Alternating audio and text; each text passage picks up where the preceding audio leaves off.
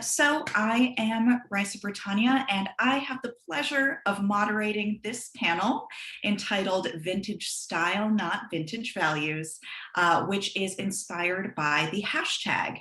And so this discussion brings together social influencers who dress in vintage styles in their everyday lives and navigate the vintage community as women of color. So to start, I will have each panelist briefly introduce themselves, and then I'll introduce myself. So let's start with Cheyney. My name is Cheyney McKnight, and she, her, hers are my pronoun. I have Not Your Mama's history, and I primarily focus on the general experience of Black folks in the 18th, 19th, and early 20th century. So generally speaking, I'm really fascinated with house dresses and the domestic sphere as well as the work sphere of Black women in early 20th century. Excellent. Let's go on to Vivian. Hi, my name is Vivian Lee. I am a historical costumer, a cosplayer, and a vintage enthusiast. I've been sewing for about 20 years, and I have a blog, freshfrippery.com, that's almost 10 years old, and I've been on Instagram also as Fresh Frippery for the last couple of years, and I kind of dabble in a little bit of everything. Excellent. And Nora. Hi, I'm Nora. My pronouns are she, her, hers. I'm a comms officer at a university here in London. I've been dabbling in vintage for about 10 years, both offline and online. And basically, I share my love of vintage as well as trying to promote diversity and inclusion in the community. Wonderful. And if Cheyney and Vivian could also let us know where they're calling in from. I'm calling in from California. Forgot to mention my pronouns too, she, her. I'm from New York City, so right now Harlem. Excellent. So a bit about myself. My name is Raissa Bretaña. I also use she, her pronouns, and I am a fashion historian and an adjunct instructor at the Fashion Institute of Technology in the History of Art department. I specialize in 20th century fashion history with a focus on costume and fashion in film. So I am also an active member of the vintage community here in New York. And my Instagram, which is just my name, highlights a lot of the vintage events here in the city. But I also use it to promote my work on other platforms, such as the video series that I host for Glamour magazine called Would They Wear That?, in which I fact check historical costumes in film and TV. So now that we've all introduced ourselves, let's begin. This panel is part of the programming for the Roaring 20s and the Swinging 60s exhibition. So we will be focusing on vintage styles, specifically in the 20th century, with, of course, an emphasis on the 1920s and the 1960s. The exhibition does a really great job highlighting the tumultuous social change that impacted these two eras, which is not dissimilar from what we are experiencing today. So, of course, those cultural shifts had a profound impact on fashion in the 1920s and the 1960s. But today's discussion will examine how contemporary movements of social justice and racial and gender equality have affected the vintage community. So, one development that has taken hold of social media is the hashtag vintage style, not vintage values. So I'd like to start by asking each of our panelists how you found the hashtag and if you had any personal experiences in the vintage community that persuaded you to adopt it, and furthermore, why that message is important to you. So I'd like to start. Okay, let's go with Nora. I'll start. I can't actually remember where I found the hashtag, but when I found it, I thought, wow, that's a really good hashtag. And it basically has always been a topic that is close to my heart, because when I first started wearing vintage, I felt like I was cosplaying. I felt like I was, oh, am I wearing quote unquote white people's clothes? Do I belong here? Is it okay? Like, can I find my space here? And when I see the community using the vintage style, not vintage values hashtag, I feel more welcome. I feel like, oh, there is a place. And I think it's an acknowledgement by the community that it is about a style. It is, at the end of the day, it's just clothes, and it's not a reflection of what people think. So yeah, it felt really welcoming for me. Well, Vivian? So like Nora, I don't remember exactly where I saw it first, because I started seeing friends on Instagram in the vintage community use it. I don't remember who I saw first. And then I saw Danny Wellington, using it a lot. And I even bought one of his pins that's, has the hashtag. I love it. I should have worn it today. One thing I think that, at least the feel I get from people that I know using it, is it's a way for people to signal that I like the old clothes, but I don't like the old ways, because sometimes people might assume that because you are wearing an older fashion, you are interested in some of the good old days, and it's sort of a dog whistle for, unsavory politics. So I think for some people, it's a sort of way to hint, hey, actually, I'm liberal, I'm welcoming, I don't believe in some of the outdated values. Yeah. I think I came to it as well through Dandy Wellington. I think a lot of people came to the hashtag through Dandy. And when I saw it, a lot of things connected for me. I didn't see it as this is what the community is now, but it really made me feel comfortable in going into the spaces as I am, because I was a little bit self-conscious about going into vintage spaces, just because I am a fat Black woman who specifically focuses on um, everyday clothing of women. So more so, what were women wearing in the household when they're cleaning? What were these women wearing when they were going to work? And so um, I didn't feel as glamorous as the other very beautiful ladies in the vintage scene.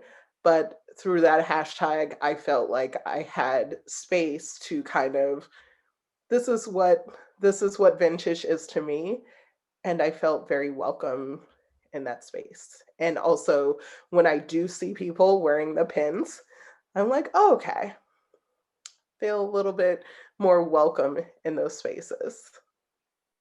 Great. So I'm hearing that it really just is about inclusion, and yes, finding your own space within this community, which at times it does feel very fraught.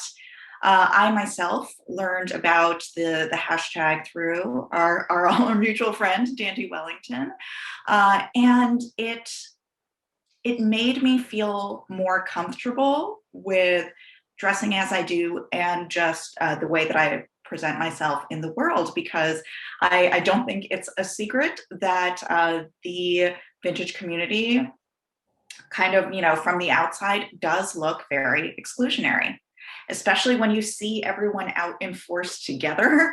It can be very intimidating, especially when all of those people are white. And for a long time, my group of friends in the vintage community in New York, I was the only non-white person. And yes, I agree with Nora. I felt like I was cosplaying. But this leads into my next question, this idea of having experiences that have kind of awakened you to the necessity for this messaging, and having to explain your vintage dressing to people in your everyday life. So I'll just share my own. I I remember I was out to lunch in Soho with maybe 5 other people, also wearing 1930s or 40s clothing, and we were harassed on the street. Somebody came up to us, and first of all, they couldn't tell what era it was. They were like, "Why are you dressing from the era of slavery? You must hate Black people." Wow. And so this messaging of having to reconcile the vintage dressing and modern values, this idea that no, I would not like to live in the past. I would like to live in right now when I have more rights and autonomy. So my question for you all is, how do you explain this idea of vintage dressing and modern values to people in your everyday life? Do you have to do it often? And if so, how do you do that? I'll start. I don't often encounter negativity in my normal life. I think a lot of people just kind of accept it. I guess I live in London. It's just like New York. People are accepting of, oh, okay, people have different styles. It's pretty cool. But when I was in Australia, people would not recognize it as vintage. People would just recognize it as, oh, you're very dressed up. And often the comments are more like, oh, why are you so dressed up, rather than why are you dressing in vintage. So it hasn't been a big problem for me. A lot of people would actually, a lot of people are curious why I wear them. Is it difficult, and is it difficult to take care of, and how does it work with my life? Because I used to work in university. I was a research technician. I was working with chemicals. I was in the lab with lab coats and stuff. And people just kind of like, why are you dressed up if you're gonna just cover it? And I'm like, well, because it's fun, because I like it, and it's it's just my self-expression. So I don't often have to explain to people, because I guess if you are my friend or my workmates, we are surrounded by technology all the time. And when people kind of challenge me online, I'm like, I obviously like technology. Like, you're finding me through Instagram or my blog. Obviously, I enjoy technology. If you've been to my house, it's surrounded by technology. So I don't necessarily think people assume things when they see me. Maybe in a weird way, I don't hang out with a lot of vintage people. So I'm not surrounded by a group of vintage white women where it looks like we're posh and we're being classy and we're being pretentious. I don't often encounter that, but I can imagine, I can imagine if I was in a vintage event and we encounter random people would probably have that perception that we are glorifying the old days, glorifying, oh, I bet you would love to be a housewife. And I get that all the time. Oh, why are you working? Like, you're married. Why don't you just stay at home and have your kids and dress them in, cute vintage outfits? That happens all the time. But I think once if you actually know me, then I don't really get that comments. I don't know about everyone else there. I would say that in my personal life, I don't really have to explain, because years before I started wearing vintage, I was doing historical costume. I was wearing 18th century, I was wearing Victorian, I was wearing Regency. So it's just like, well, okay, this is kind of normal for her because she's already a weirdo. So, I don't have to explain in personal life. As far as being outside, I live in the Bay Area, California. People are kind of used to seeing a lot of alternative fashion, or they just kind of assume you're going to some kind of costume party. So I don't get harassed. Most of the time, people are just kind of curious, like, well, what are you dressed up for? Are you going somewhere fun? On the occasions that I've been dressed in vintage with friends, actually, we've sometimes had elderly people come up and say, I just want to tell you that you remind me of my mom, which I find really sweet. I would agree. I don't get many people, saying, why are you dressed this way? I'm probably desensitized to it, because I also come from living history, well, at least the historical garment side of living history. And so I'm so used to being out in 18th or 19th century clothing. So this is like a step down. Also, I think they will assume that I'm not about that life because I'm Black. And just like, I think I also, I do see some of my white friends in vintage, they do get a lot of sexism as well, where people assume that because they are into vintage, that they're automatically want to be a 40s housewife or 50s housewife. And it's wonderful living in the year 2021 where we could decide what we want to be and do what we want to do.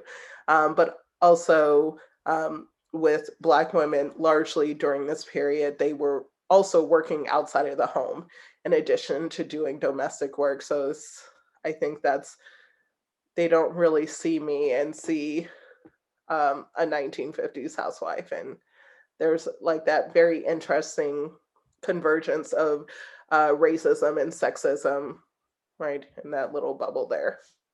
I think you have all hit on this really sensitive topic where people assume that you have the desire to live in the past. People always ask me, "What's your favorite era? When would you want to live if you could choose any era?" And I always say this one. And I do think that part of it is this what I call these affirmations of authenticity, where when you post pictures on Instagram, it's whether or not you can pass for an actual person from the era in which you are dressing, which I think is extremely toxic, especially when it comes to kind of treating yourself as a time traveler. But as Cheyney said, if I went back to the 1920s, it wouldn't have been a great time for me. I have no desire to be there. And so, bringing it to the 20th century, let's get into some specifics. What are some of the most common pieces or aspects of vintage fashion that you see people wearing that you think should be avoided because they are simply too fraught? And so, what bothers you about seeing this, and why? And again, let's focus on 20th century. So for me, one thing that I notice that I see all the time is people wearing Asian pieces without really giving credit to the specific Asian culture. I think it stems from Orientalism. Back in the 1920s, everything was Egyptian or Japanese because that was the trendy thing. And I feel like a lot of people nowadays, a lot of people in the community justifies wearing those pieces because those pieces were products of their time. So they feel like they don't have to do their own research. And often for me, it's like, don't sell something as Oriental, don't sell something as Asian without trying a little bit harder. You know, back in the 1920s, that's fine. You have to go to the library, check a book. Yeah, that's fine. I understand that's difficult. But nowadays, you can just quickly Google things and figure out if something is Japanese or Korean or Chinese. Just don't lump all of this together into Asian. And a lot of the supposed Asian souvenir pajamas, I did a bit of research on them. They're not actually Asians. They're actually just like souvenir items made everywhere that just has an Asian style, but they're not Asians. And I think that's really important for people to understand and just do a little bit more research. Yeah. I agree with Nora about showing respect.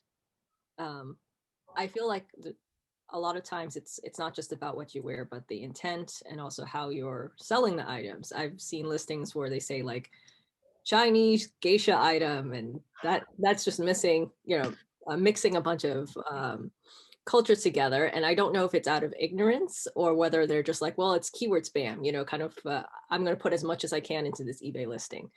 So I think intent is really important. I sometimes actually get messages from people saying like, I found this item.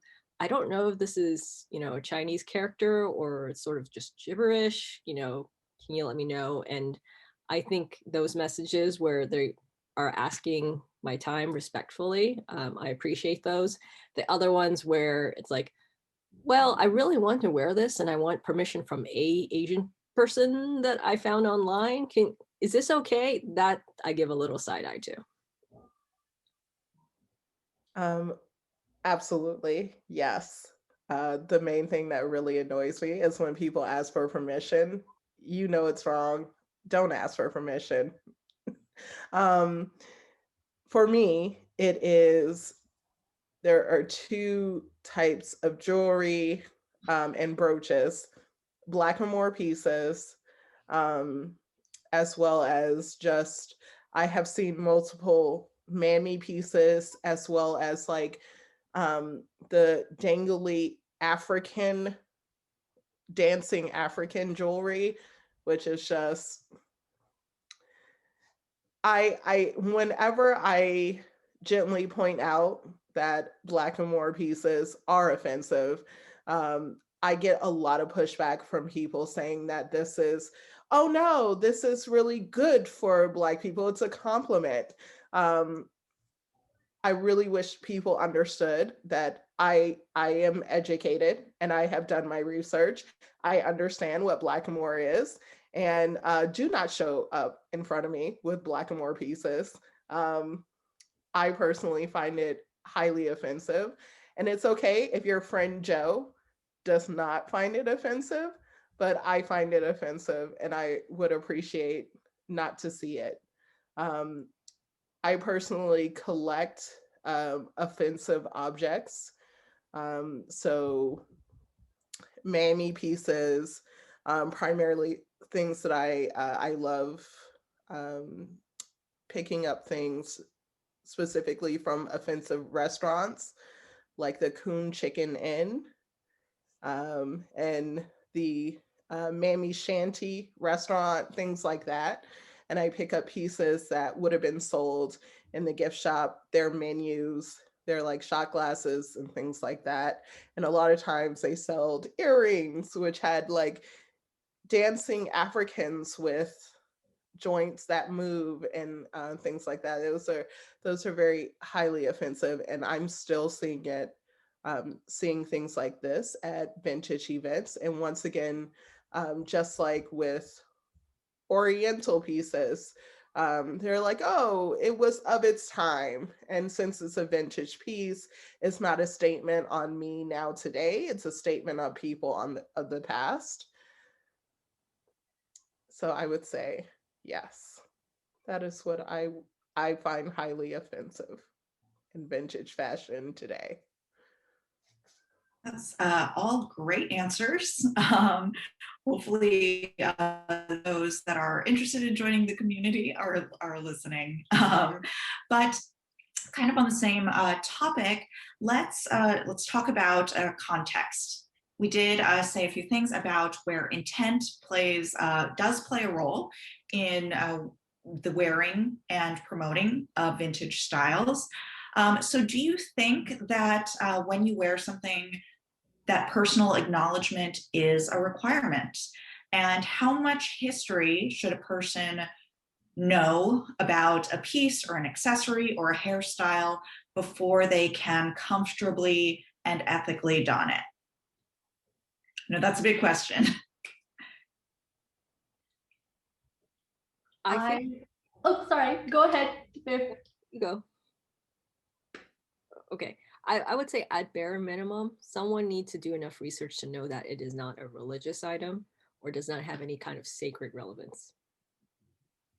That is the bare minimum that they need to start with. I agree with Viv there, because honestly, it's even items like head wraps and turbans. I sometimes, like, I've never been challenged.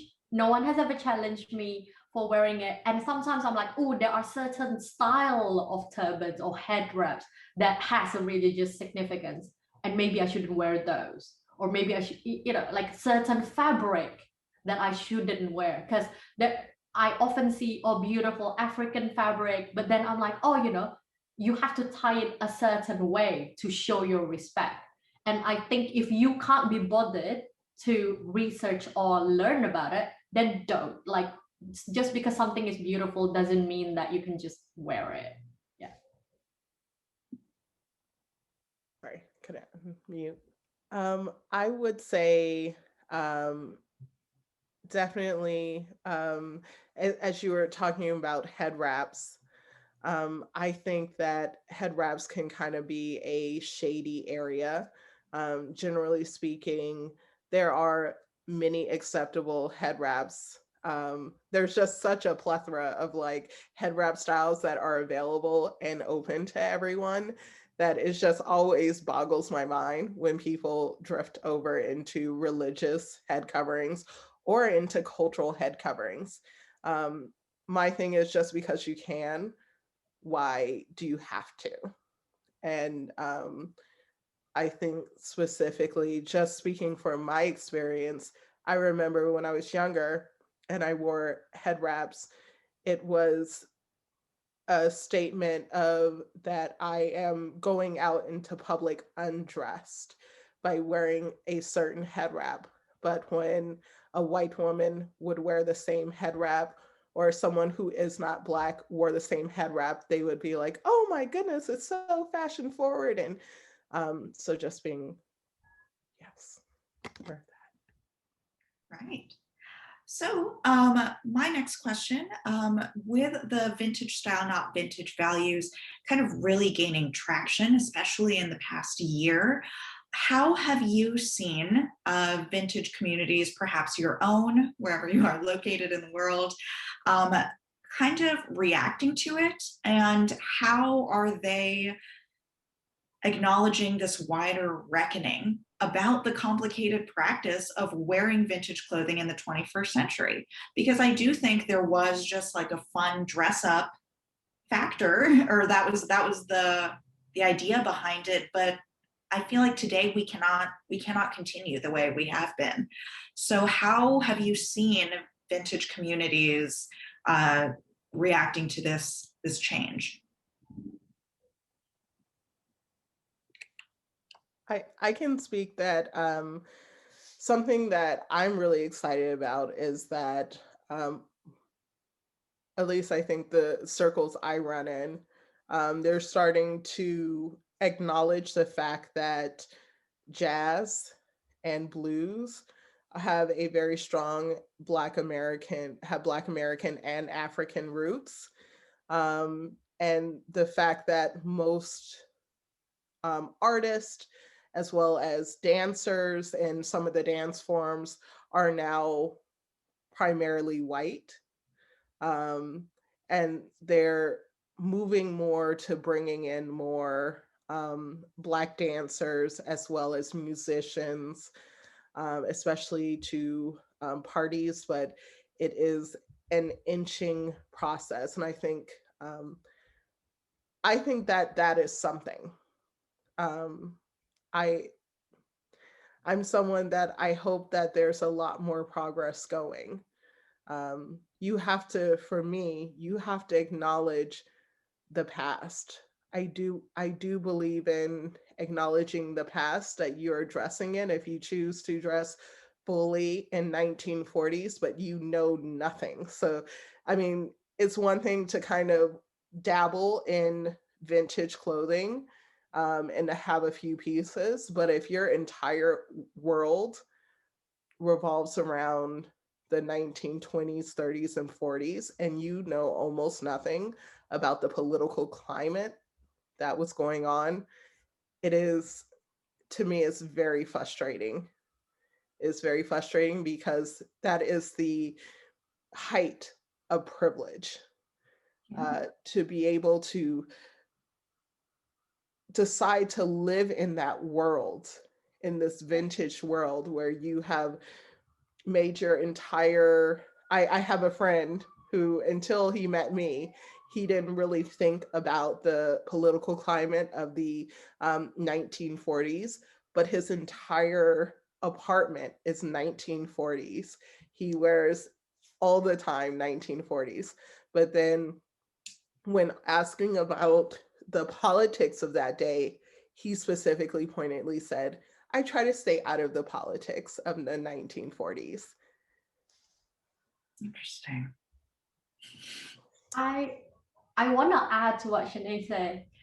It's really interesting how I agree that it does make me reevaluate the vintage community, because I think I'm realizing there are two types of people who actually wear vintage because they are interested in history, and people who are wearing it because it's pretty, because it's beautiful, and they're just wearing it as a style. And for me, it has always been, I'm really into history, and in the past 12 months, I'm seeing a lot of acceptance, but also pushbacks from, from the vintage style, not vintage values, because I think a lot of people are like, oh, but just stop it. Like, why can't we just enjoy these pretty dresses? Why can't we just enjoy being pinups? Or I think a lot of people are like, oh, but it's so difficult to be informed all the time. And this is I think a lot of, without naming names, there's a lot of vintage influencers who decide to stay silent, and a lot of people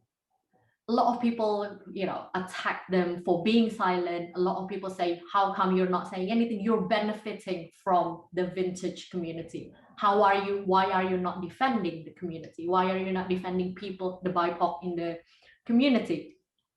But I think it does make me wonder.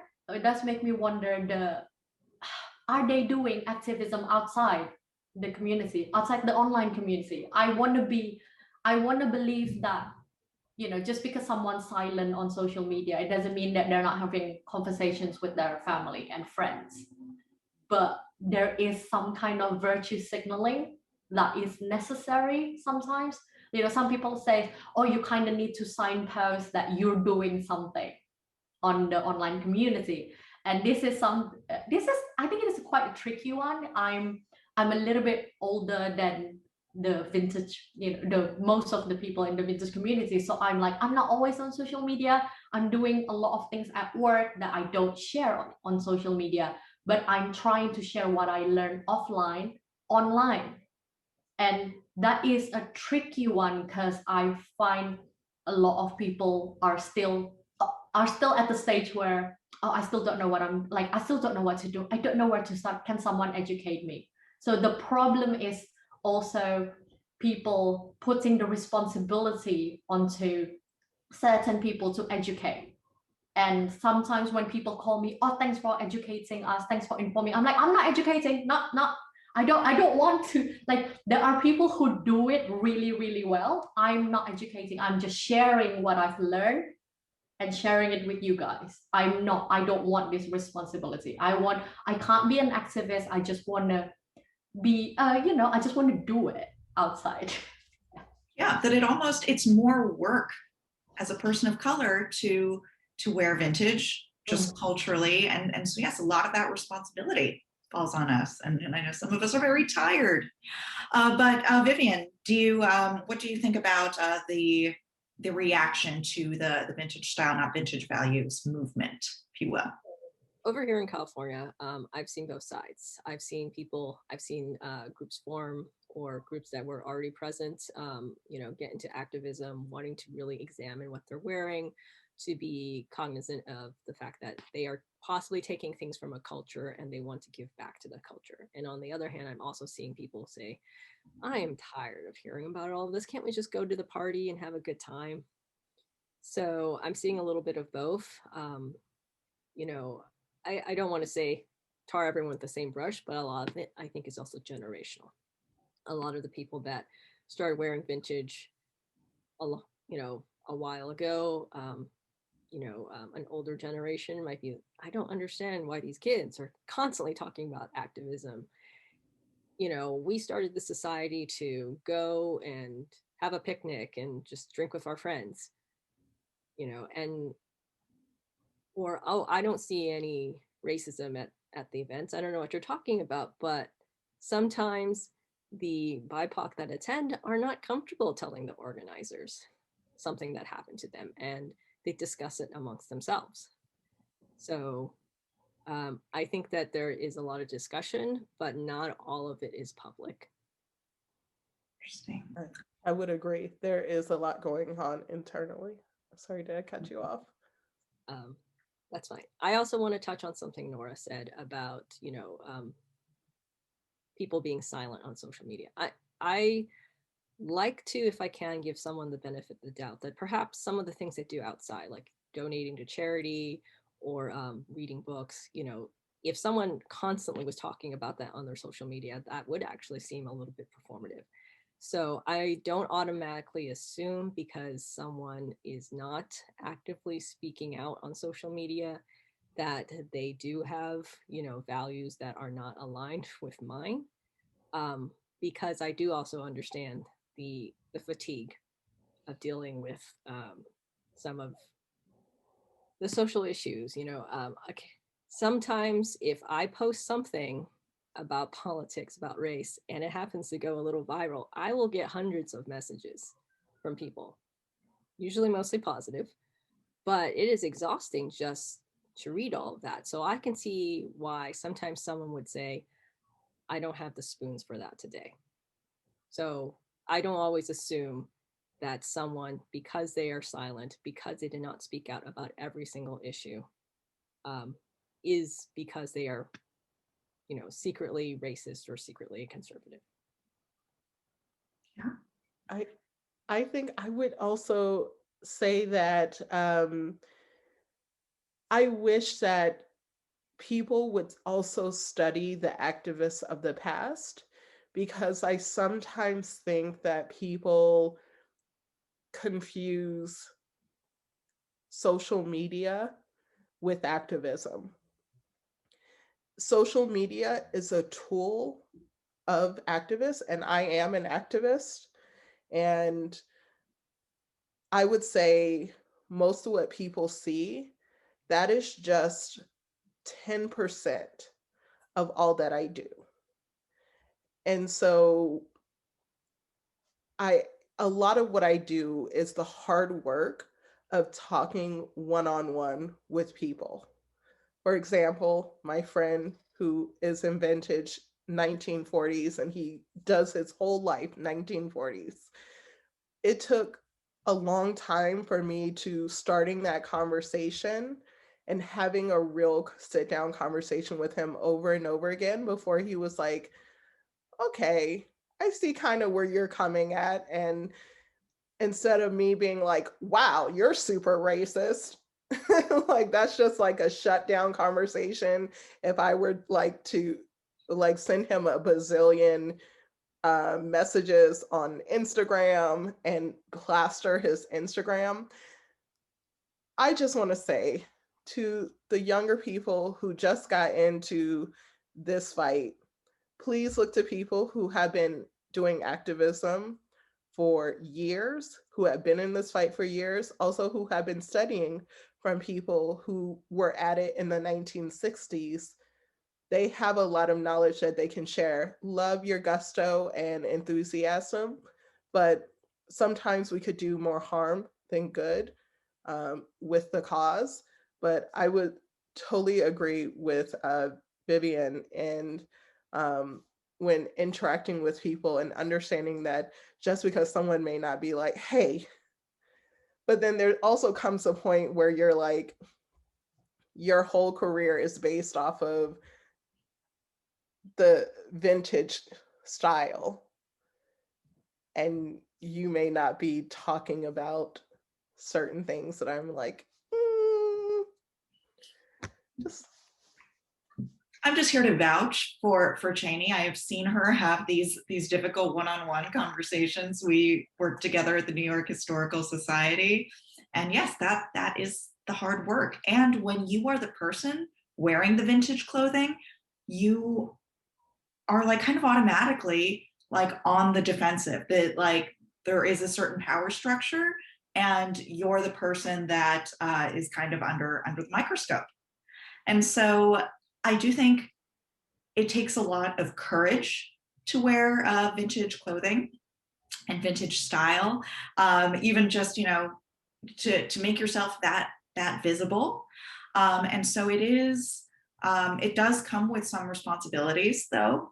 And so my final question is for those that are listening and interested in dressing in vintage or being more active in their vintage communities, what are your suggestions for doing so ethically and responsibly? I think the first thing people need to acknowledge is that sometimes when you find out something, it may be uncomfortable, but you have to lean into it. And also, not everyone's perfect. There are things that I might have said or worn 10, 20 years ago that I would not be comfortable doing that today. And, and that's actually, growth is a good thing. For example, a while back, I had found a 50s dead stock patio dress. It was gorgeous. It was crisp. But at some point I was looking at it and I'm like, there's these symbols on there. I don't know if they're kind of generic Southwest symbols. And I talked to an Indigenous friend and the person said, yeah, actually, I'm not going to tell you can't wear it, but there's some stuff here that's ripping off certain Native cultures, and also the turquoise belt that came with it, that's also stealing things from Indigenous people, and this is not something that was made by an Indigenous person. And so I thought about it, and I gave the dress away to Indigenous person who was absolutely delighted to have it. And I'm not using this as an example of like, oh, I'm a cool person, but sometimes if someone tells you something that, if someone tells you maybe you shouldn't wear it or maybe you should think about it, you have to be prepared to hear something you don't want to hear. You have to be prepared to give up something you may love out of respect for other individuals. So I guess the whole point I'm making is just be prepared to listen, be prepared to hear something that you may not want to hear, and be prepared to move forward and take action on what you have learned. Oh, so good. Nora? Yeah, I actually think if someone is considering getting into the community or wearing more vintage, I think surround yourself with diverse people, diverse, I don't know, Instagrammer, TikToker, whether or not that's gender, race, ethnicity, language, or physical disability. Just surround yourself, because by surrounding yourself with diverse influence, that is the only way that you can learn, and that is the only way to tie it back to what Viv said, that when people call you out, you won't feel so uncomfortable because it comes from a good place, because they care. When someone calls you out, it's not off, it's more than often it's because they care and they think you could do better. They think, oh, you didn't know about this, I am letting you know, and hopefully you can learn from this. But I understand that on social media sometimes that comes across as, oh my god, I just got attacked for wearing something. But if you surround yourself with diverse friends, then it's gonna come, it's gonna be a sweet criticism, a constructive criticism, a gentle reminder from friend. So yeah, that's what I would say. Cheyney? My advice for people thinking about wearing more vintage and getting in, I would say get started. There are a lot of different sections of vintage, different eras, also different styles. Find your style. My advice is to look at a lot of original images of people and of many different people, because the images are there. America, even, people won't tell you this, but even in the 1940s, America was a very diverse place. And we have the images to prove it. Oh my goodness, I know. Please check out those images, kind of fill out things what you like. Do not let people say that the only way you could be vintage is wearing actual vintage clothing, because that's, for someone my size, it is really hard to find actual vintage clothing. It's possible, but there isn't as many options for me because we have such a smaller pool. So please also feel the confidence to go out. People may look at you, but it's okay. They just admiring the fabulousness. Okay, do your thing, enjoy it. And there was one more thing, but I can't remember. But I really want to encourage people to get started. And also, absolutely, as Nora said, please surround yourself with as many different types of people as you can, because you will continually learn. And oh yeah, about when people give you advice about things, it does feel like sometimes you're being attacked. For example, Dandy, for a live, I was doing Afro Sip and Flick, where I talked about a movie, and I was drinking a bourbon, and I had a certain bourbon that was actually very problematic. Like, the people had said some very racist things, that like our drink is not for Black people. And I felt some type of way when he called me on it, but then thinking about it, he really cared. It, especially for someone in a minority group, to get up the courage to actually go and talk to someone and say, hey, what you did here did hurt my feelings, or I think that this is a bit problematic. We just don't go around doing that. And if someone did say that, that means that they do care. So Yeah, I agree. If someone I think is an absolute lost cause, I'm not going to tell them. I'm not going to start that conversation. If I tell you something, that means I care. Well, I want to just echo one of those things that Cheyney says, that for those of you that are interested in wearing vintage or being part of the community, there is no right way to wear vintage. There is not this, there's this perception that in order to wear vintage, everything has to be historically accurate. You have to be wearing vintage hair head to toe. And that's simply not the case. There is kind of like repro is like a dirty word in the vintage community, and like there are hashtags that are like true vintage, but there is no one way to do this. I want to emphasize that. But also kind of just a little fun addition to this last question. What are you wearing? And where did you get it? And how can one dress like you? Okay, I'm wearing a 1940s dress and a 1950s ear climbers. This is a vintage style turban that I commissioned with a milliner in Australia. But basically, I'm trying to go with the 40s look. As everyone said, it doesn't have to be all vintage. This was not vintage. And unfortunately, because they're vintage, I can't really tell you where to get them. Anywhere. Just look everywhere. absolutely. I am wearing ModCloth actually, but I don't buy things new. I do. I've kind of sworn off fast fashion, and have for the past, I think it's been 3-4 years now. So I usually buy all my things secondhand. So I got this dress, I think either off of Poshmark or a vintage, not a vintage store, a Goodwill maybe. So it's a lot of searching. I know plus size girls, we have to like be doing the swipe motion for hours.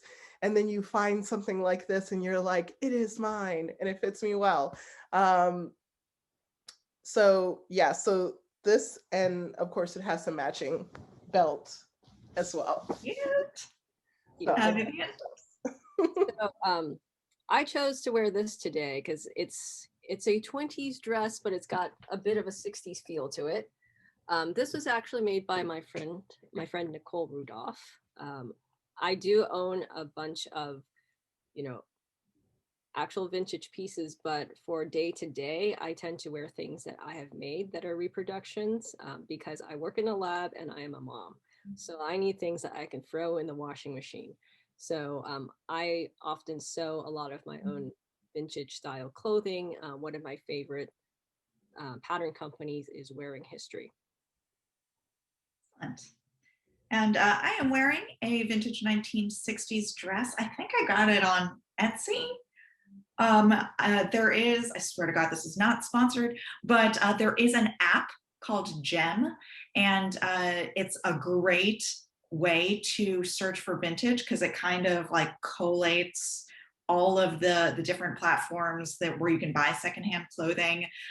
You have eBay, Etsy, all of the individual websites. And so I think I just like searched like 60s psychedelic dress, and then you're able to search that way. And so I wear a mix of vintage and reproduction. I don't think reproduction's a dirty word. I love me some mod cloth. I love me some unique vintage, because if I'm running around the city, I don't want to worry about my like my vintage dress tearing on the subway.